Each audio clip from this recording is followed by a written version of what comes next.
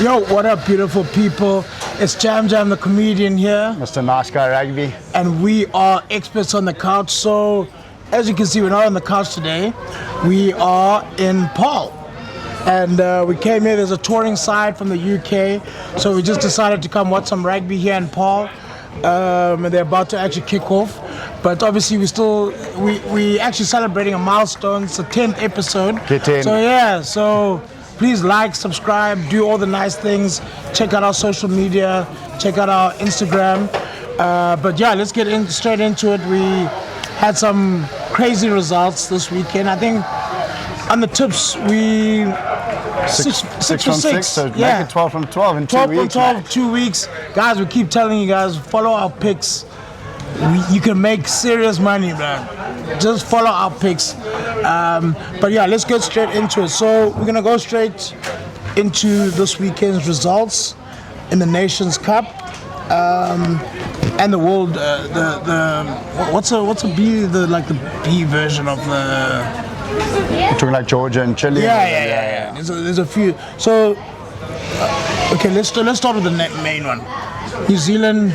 Ireland. Fantastic game. What a game of rugby. Jeez. What a game of rugby. I enjoyed that game. New Zealand really playing some great rugby, and I think that's good for them heading into the biggest clash or the biggest rivalry tour. Coming to South Africa, Coming scary to South stuff, Africa, man. yeah, Scary but stuff, even for the All Blacks. And also a good Irish team, so well done to the All Blacks, 40-21.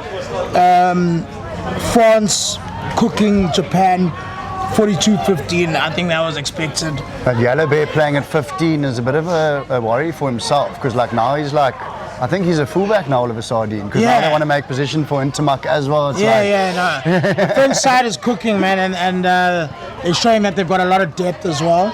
And then we have Australia 57, Italy 10. Finally, well done to the Australia, Wallabies. yeah, we're finally getting a W, because I think that was almost 3 losses in a row. 6 on the trot now at the moment. Yeah, so they had to change things up, and they got the big victory against Italy. And then And that was also Joe Smith's last game, so well done to that coach as well. Congratulations. Yeah. Also. And I mean, they're gonna host a World Cup next year, so they need to start getting results. 100%. They need to start figuring out what team they're gonna set up with for next year. It's a big World Cup. It's there and thereabout though. We've seen the vision that side has, and like we can see them, the execution pulling through at the moment. Yeah. But we've all seen it. The second half kicks off, and what happens after? Yeah.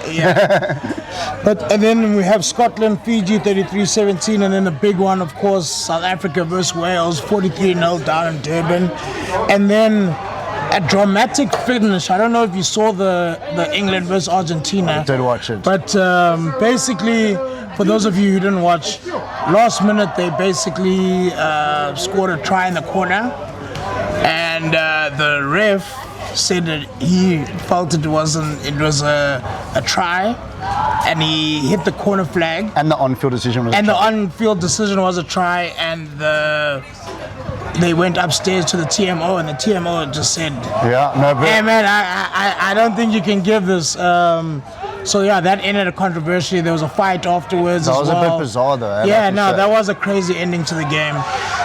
And the high tackle, like a second before that wasn't called as well. But for me, you don't want to see the stuff that happened at the end. Teams fighting after the final whistle. I mean, the ref and the TMO made their decision. You got to stick to what they said. But it is still a very controversial way to end with the loss. And Argentina basically took it from their own 22. For sure. So it would have been a great moment to have a kick to draw the game, but unfortunately the TMO and the ref had to step in and say, "Hey guys, that's we're not going to give that one." No, but what a game that was. Like, I got to a stage when I was like, is it the teams being dirty, or did Angus Gardner forget to have his coffee? I mean, 7 yellow cards in one game. No. At the end, I think England were down to 30. Correct. Yeah. So there was a lot of ill discipline in that game, but obviously now the big game we want to talk about is Springbok versus Wales. There's a lot to talk about, a lot to unpack. I mean, the Springbok fly half debut Vusi of Moyo. Vusi Moyo. Oh, special. What a special moment for South African rugby. What a special moment for him. What a special moment for Sharks rugby, playing in front of his home crowd. Talk us through what you saw, what you thought of his performance, and the big question I have after you take us through is, do you think he makes the plane to Australia next year? But yeah, what do you think of how he managed the game while he was on? Because he got a good 47 minutes. 47 minutes, yeah. Unbelievable. And like Rassie Erasmus said, he didn't get taken off because he was having a bad game. 47 minutes is a lot of time for your first test match as a youngster. Yeah. And the amount of involvement he had in that game, saving that 50-22 kick, doing Quade Cooper things out there in that body. Yeah. Unbelievable. Yeah. To answer your question, I can't see why we're not taking him to Australia. Like, I absolutely love him. I know the depth we have at 10s is unbelievable with Sasha and Mani and Pollard, and we can just keep going out there. But I mean, I think Rassie always makes a plan to get the best on that tour, and I'm putting him in the best in the bracket at the moment. Yeah. I absolutely love that. I was having a conversation with some friends about it, and maybe the viewers can also chime in. Traditionally, teams take 3 fly-offs. So right now you have an equation where there's 4. Yes. There's Mani, there's Pollard, there's Sasha, there's Moyo. So do you think he'll take all 4, or do you think one of them might have to watch? I do think all 4 at B74 with us, with the rest of us? The only reason I say all 4 of them are going because Rassie Erasmus has mentioned it twice now in 2 weeks that Pollard's been training at 12. So Yes. that's what I mean. Like he makes plans to have the best players in that team, Yeah. and I think all 4 of them are going to go. I don't know as 10s. That I can't answer. I still think it would be. I still think at the back of our minds we want Pollard there for the boot. For sure. Because his kicking stats are some of the best we've ever seen. I think he's got 85% accuracy. I mean, Iceman from this land, And literally, from Paarl. Obviously, we saw that how he saved us in the last World Cup. Sometimes Mani's kicking lets him down. Sasha's kicking is also not high levels as Pollard. It's getting there though. So I think Pollard might be in and around just in case we need that guy coming off the bench. I agree. To rock a 50-meter. But how does Moyo strike from 50 meters for fun as well? Yeah. I mean, gee. So it's a good headache to have. It's a good headache to have as South African supporters. Any highlights for you from the players, other players? Yeah, Jam. I'll be honest with you. Like, obviously the big highlights for me were the debutants. Like, I obviously wanted to ask you, but that Carlu Sadi and Kobus Visser one. That was monstrous. I know it wasn't Kobus Visser's That like was debut, a but monstrous scrum effort. No, it was amazing. Wales didn't have an answer to that.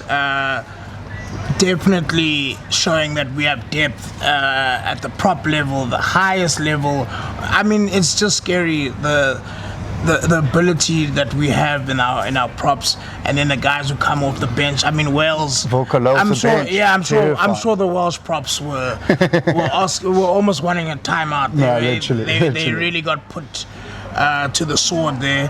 Yaku Williams, brilliant, getting a try on debut, assisting as well, brilliant. Herschel Yankees back in the mix as well. Another try. After he spent some time away from the Springboks.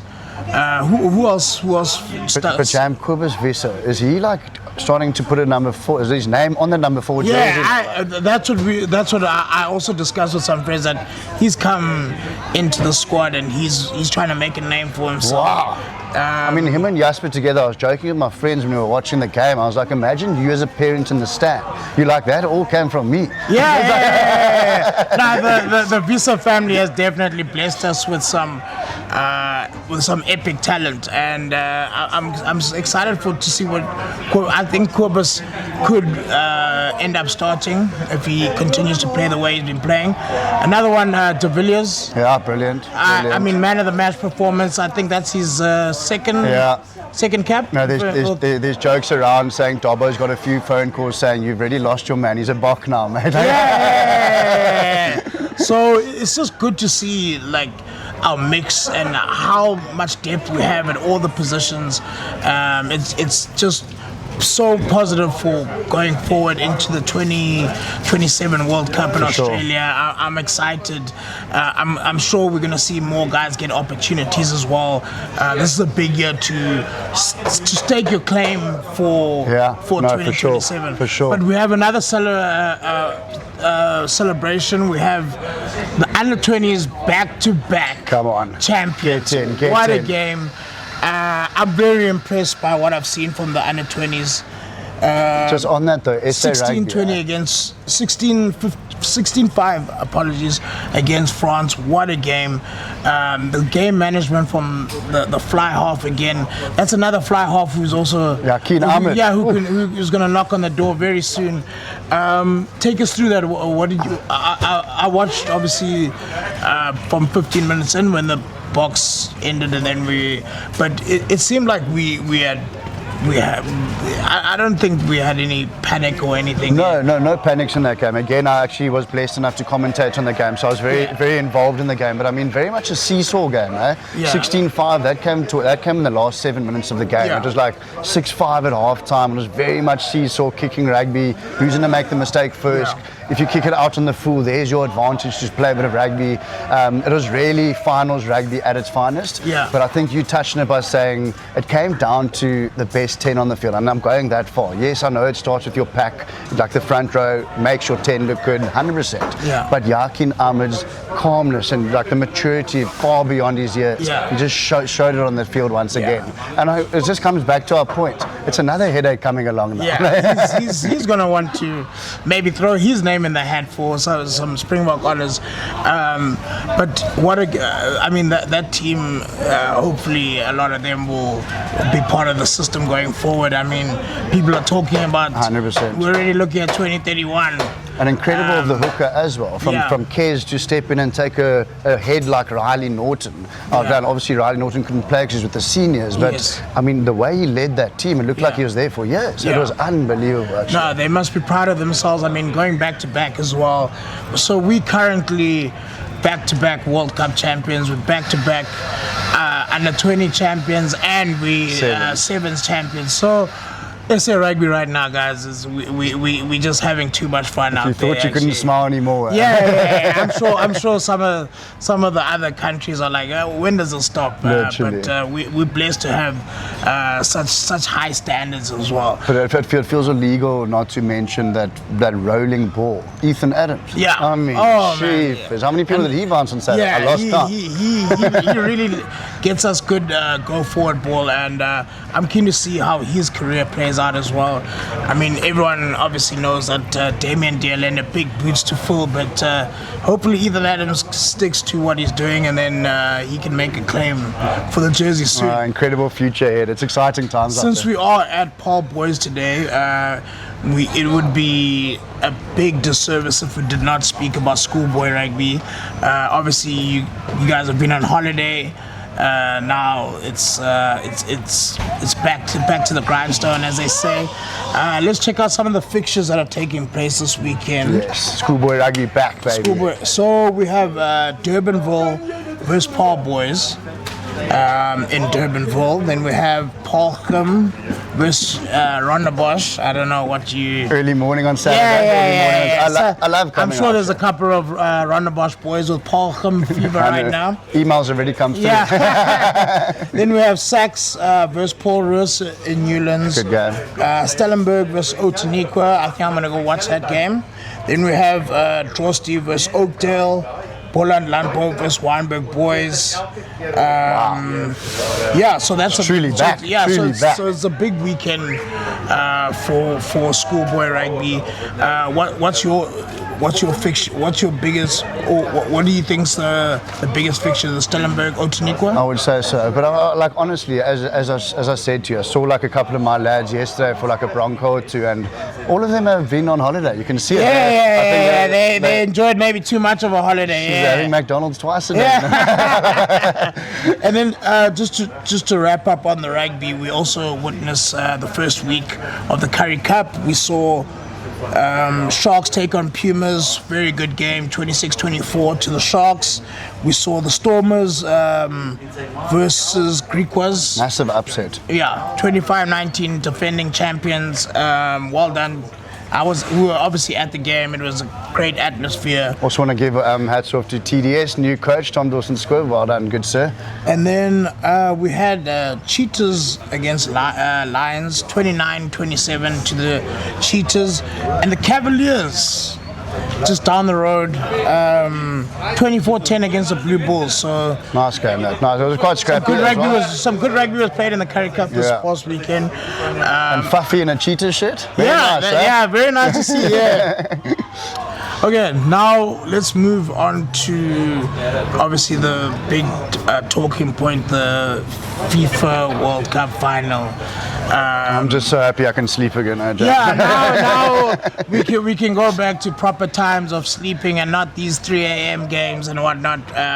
But even actually before that, there was a crazy third and fourth playoff that had 10 goals. That was incredible. I know a lot of people say that that game is almost like a dead rubber, nothing to play for. But England clearly... What an incredible game. England and France clearly had other ideas. I mean, 6-4. Wow. That's just goals galore. I'm gonna start with Tuchel knows more than me, but first game soccer starts and they win 6-4. Scores a hat trick. Just and that's what people are saying. They're saying, I think it's a bit crazy that Saka didn't get a single minute against in the semis. In the semi-final against Argentina. But yeah, it is what it is. But what a game, 6-4. And then the final. And best finish in 40 years, I think it was, for England. Yeah, well done. Yeah. And then the final, which was not easy on the eye. No. I mean, I think in the 90 minutes that Argentina played, they didn't register a single shot on target. Correct. So a lot of people, I've been seeing the reactions on social media, a lot of people almost seem happy that Argentina lost because a lot of people throwing around negative football. They didn't come there well prepared for what Spain had, and Spain really played some great football, and Spain wanted to make a game of it, but clearly Argentina had other ideas, but Spain winning it 1-0 at the end. Well deserved at the end. I mean, Spain, they've won the Euro and they've won the World Cup now, giving us flashbacks of 2010. Yes, correct. When they won the World Cup here in South Africa. So you can just hear Shakira singing Waka Waka. Yeah. But it seemed like the World Cup just went from 0 to 100 so quickly. It went from the group stages, it looked like the group stages were taking long. Then all of a sudden we just the final.